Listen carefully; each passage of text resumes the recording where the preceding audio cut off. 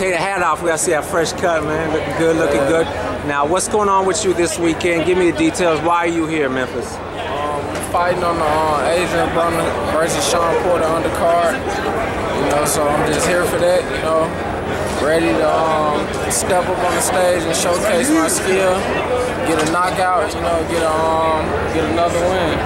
Okay, who you know who you're fighting?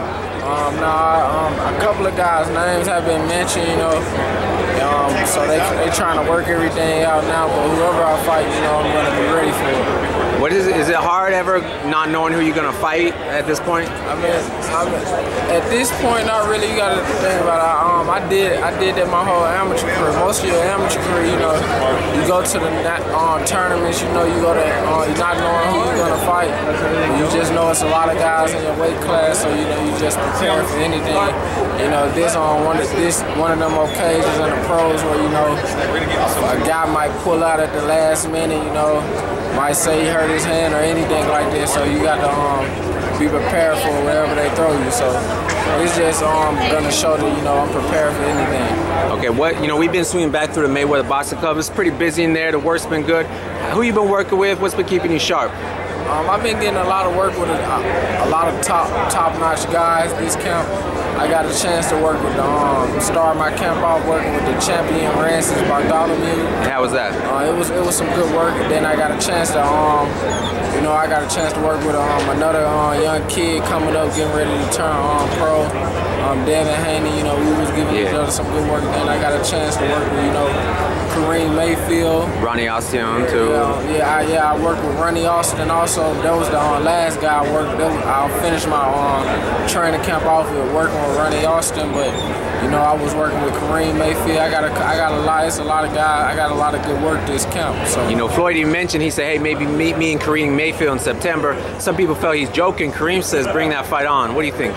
Man, you know, Floyd, at this point, what he has done in the sport of boxing for himself and his career, Floyd can fight anybody he wants to fight. And for his last fight, he deserves it. All right. If he wants to fight Kareem Mayfield, and Kareem Mayfield is up to the task, I mean, then hey, if he's serious and he make the fight happen, we all know who's gonna win that fight, but you know, like I said, he can fight anybody. All right, now you're here now at the MGM Grand, but 3 years ago you was on a bus from Memphis, right? Yeah. What was that bus ride like? You know, it was you know, just not knowing it.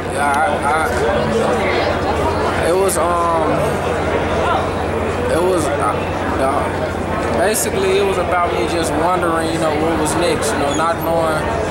You know, coming to a whole new city, you know, it was kind of, I wasn't afraid, but a little nervous. You know, you come into a big city like Las Vegas, the boxing mecca, you know, not knowing, you know, what the future holds for you. You know, you just going out there to give it a shot and just try it. So, you know, like I said, it was an unexpected journey. It was expected, but unexpected at the same time, because I knew I was talented, but, you know, I mean, I just didn't, I always believed in myself, but you know, the things that happened, I knew it was gonna happen, but I didn't know it was gonna happen this fast. When you walked through the doors the first time, what did you think of that gym? You know, it kind of reminded me of, gym, you know, any other gym, a gym back home, you know, but I felt like I was at home. You know, the people, you know, everybody around embraced me with open arms. You know, you embraced me with open arms. You know, everybody did. So, you know, it felt like home. The gym, I actually felt like I was at home. So, like I said, now it is my home. Okay. So, Floyd Mayweather, he beat Manny Pacquiao. I mean, did you expect it? What do you think? Is it going to be sad for you seeing his career come to an end? Floyd? Yeah, his career is going to be over if he says. I mean, not really, because I'm one of the. I appreciate what he has done for the sport and for the boxing.